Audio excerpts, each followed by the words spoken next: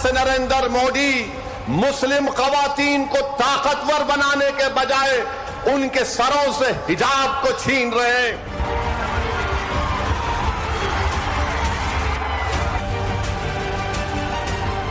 PM साहब ने majority को तो साथ में रखा है, पीएम साहब माइनॉरिटी और माइनॉरिटी विद इन माइनॉरिटी को भी नहीं छोड़ते और वो उनका साथ लेके बल्कि उनके परेशानी को अपनी परेशानी समझ के चलते हैं।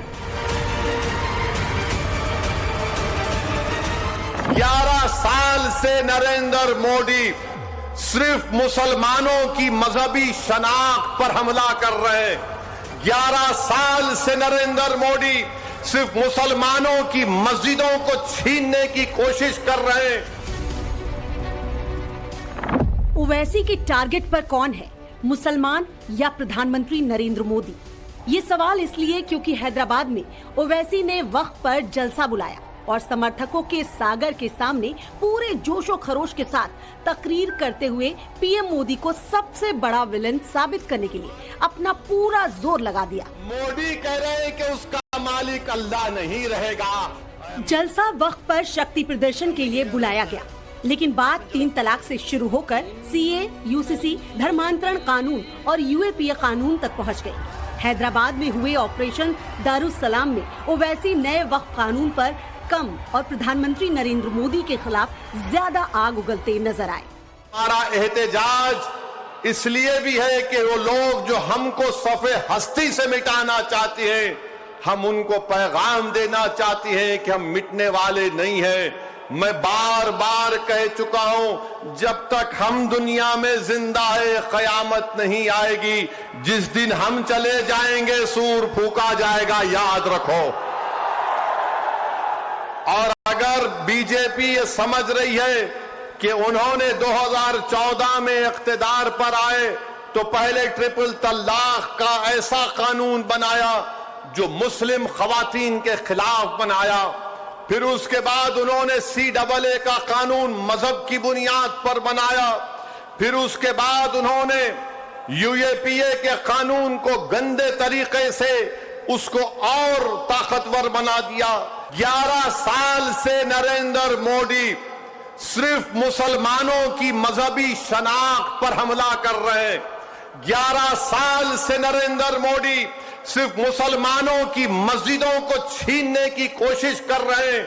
11 साल से नरेंद्र मोदी मुस्लिम खवातीन को ताकतवर बनाने के बजाय उनके सरों से हिजाब को छीन रहे हैं। 11 साल से नरेंद्र मोदी बुलडोजरों के जरिए सबसे ज्यादा दलित और मुसलमानों के घरों को तोड़ दिया। अब यूनिफॉर्म सिविल कोड के नाम पर हमारी शरीयत को हमसे छीनना चाहते हैं। सुना आपने, सीधे पीएम मोदी को टारगेट करते हुए ओवैसी ने पूरे 11 सालों का हिसाब गिनवाया। यहाँ तक कह दिया कि मोदी मुसलमानों की धार्मिक शिनाख्त पर हमले कर रहे हैं। मोदी राज में पिछले 11 सालों से मुसलमानों पर जुल्म हो रहे हैं और वो टारगेट पर हैं। ओवैसी का पूरा फोकस इसी को साबित करने पर रहा। सवाल यही है कि ओवैसी के दावों में कितना दम है।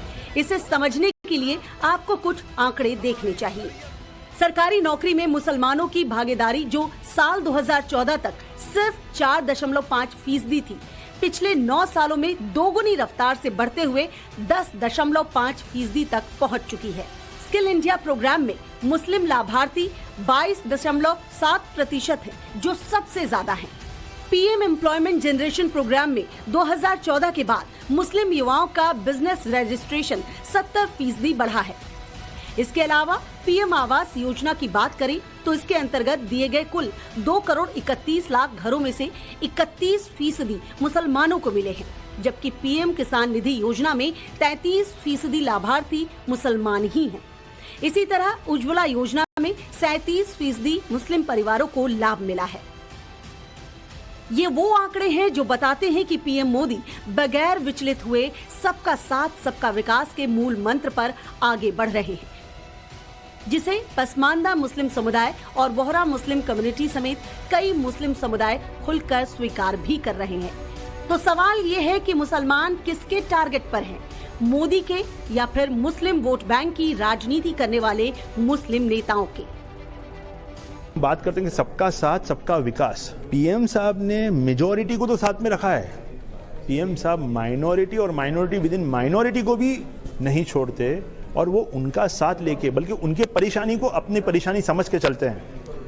आई थिंक साहब कि ये जो लीडर का विजन है, और मैंने ऐसे ही आज प्रधानमंत्री जी को मुझे मौका मिला तो मैंने ये बात कही है, कोई भी आदमी कोई भी फील्ड में हो, आज की तारीख में सब बात सच्ची ये है कि वो आदमी को अपने फील्ड का मोदी बनना है। ये हमारे लिए बहुत खुशी का मौका है और पिछले हफ्ते हमारे माननीय प्रधानमंत्री जी ने और हमारे गृह मंत्री जी ने पार्लियामेंट में आपने फरमाया कि माइनॉरिटी के अंदर जो माइनर है उनके लिए ये वक्फ का कानून बना है। हैदराबाद के जलसे में ओवैसी ने 3 तलाक खत्म करने पर सवाल खड़े किए। उन्होंने पीएम मोदी पर मुस्लिम महिलाओं का हिजाब छीनने का आरोप लगाया, जबकि हकीकत ये है कि जब से मोदी ने 3 तलाक की कुप्रथा खत्म की है, तब से 3 तलाक के मामलों में 80% तक की कमी आई है। शादीशुदा मुस्लिम महिलाओं को असुरक्षा से आजादी मिली है। मोदी राज में मुस्लिम महिलाओं के जीवन में क्या कुछ बदला है, उसे इस आंकड़े से समझा जा सकता है। मुस्लिम महिलाओं की साक्षरता दर जो 2015-2016 में 50.7% थी, 2019-2021 में 72.6% तक पहुंच गई है। इसके अलावा 2014 में 65.4% मुस्लिम लड़कियां स्कूल जाती थी, जिसका आंकड़ा 2019 में 73.6% तक पहुंच गया। मुस्लिम महिलाओं को बहुत बड़ी राहत मिली है। जिस तरह पहले हमारे एनजीओ में लगातार 3 तलाक के मामले छोटी छोटी बातों पे आ रहे थे, वो आज की डेट में 82% केस कम हुए हैं। समाज जो है मुस्लिम मर्द समाज, वो काफी डरा हुआ है। पहले कैसे रहता था कि इजीली ट्रिपल तलाक दे देते थे। अभी क्या हुआ है, जब से मोदी जी ने नियम लागू किया है ट्रिपल तलाक का, तब से उनके दिल में डर पैदा हो गया है।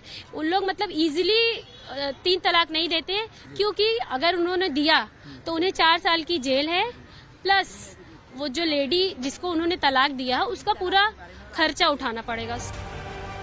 सवाल यही है कि क्या वाकई वक्त बहाना है? असल में ओवैसी का पुराना दर्द उभर आया है, जो ट्रिपल तलाक कानून के समय से चला आ रहा है। ओवैसी की तकरीरों से तो यही लग रहा है। तभी तो वो इस बार भी ठीक वही भ्रम वाली सियासत कर रहे हैं जो सीएए लागू होने के वक्त की गई थी। मुसलमानों को बरगलाया गया था कि सीएए आने से उनकी नागरिकता खत्म हो जाएगी। उन्हें पीड़ित के तौर पर दिखाया गया था। ओवैसी को ये बताना चाहिए कि सीएए कानून आया तो कितने मुसलमानों की नागरिकता उनसे छीनी गई। कौन है तेरा रब, तो तुम क्या मोदी बोलोगे या अल्लाह बोलोगे? देख लो इस बात को। हम तो अल्लाह ही बोलने वाले हैं और बोलते रहेंगे। अल्लाह ही हमारी मदद करेगा और अल्लाह ही इनको शिकस्त देगा इंशाअल्लाह ताला।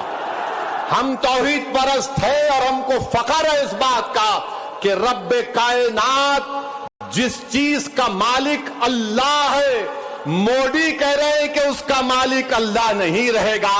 अब मोदी आप खुद देखोगे, अल्लाह कैसा बता देगा अपना जल्ले जलालहू। आप देखेंगे, आप इसको, इस कानून को तुमको वापिस लेना पड़ेगा।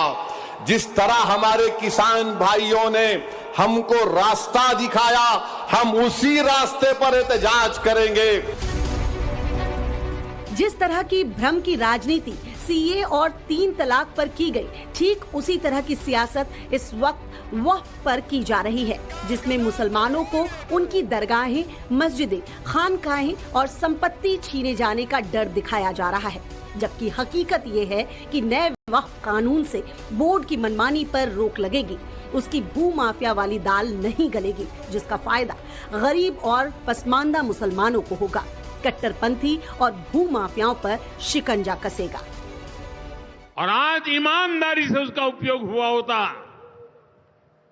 तो मेरे मुसलमान नौजवानों को साइकिल के पंक्चर बना करके जिंदगी नहीं गुजारनी पड़ती। लेकिन इससे मुट्ठी भर भू माफिया का ही भला हुआ। असल में फर्क राजनीति का है, फर्क सोच का है। ओवैसी जहां मुस्लिम वोट बैंक की ठेकेदारी में सबसे आगे निकलना चाहते हैं, वहीं मोदी की सियासत का आधार ही विकास है, जिसमें तुष्टीकरण नहीं संतुष्टीकरण की मूल भावना है। इसलिए वो बड़े फैसले लेने से नहीं हिचकिचाते, फिर चाहे बात धर्मांतरण कानून की हो, वक्फ की हो या फिर इसके बाद समान नागरिक संहिता यानी यूसीसी की हो, जिसे लेकर न सिर्फ पीएम मोदी बल्कि गृह मंत्री अमित शाह भी अपना कमिटमेंट जाहिर कर चुके हैं। अमित शाह जी, आपने वक्फ बिल की बात करी, यूसीसी इसके बाद आ जाएगा, एक के बाद एक, क्या वक्फ के पीछे पीछे यूसीसी? नहीं, पीछे पीछे क्या होता है? भारतीय जनता पार्टी की स्थापना से हम मानते हैं कि इस देश में कॉमन सिविल कोड होना चाहिए और इस देश की संविधान सभा ने तय किया। कांग्रेस पार्टी संविधान सभा का स्पिरिट भूल गई, हम नहीं भूले।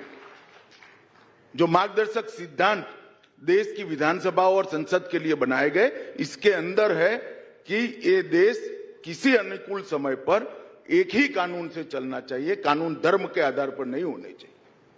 और मेरी पार्टी की स्थापना हुई तब से एक भी घोषणा पत्र ऐसा नहीं है जिसमें हमने नहीं कहा है कि हम यूसीसी लेकर आएंगे।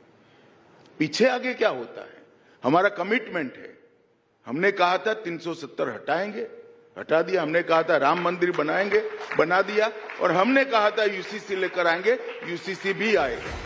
वक्त पर इस वक्त हंगामा मचाने की कोशिश की जा रही है, क्योंकि इसके बाद यूसीसी की आहट साफ साफ सुनाई देने लगी है, जिसने ओवैसी की बेचैनी इतनी बढ़ा दी कि उन्हें मजहबी ठेकेदारी छीनने का डर सताने लगा है। तभी तो हैदराबाद में वक्त पर बुलाए गए जलसे में ओवैसी की जुबान पर यूसीसी का दर्द भी छलकता नजर आया।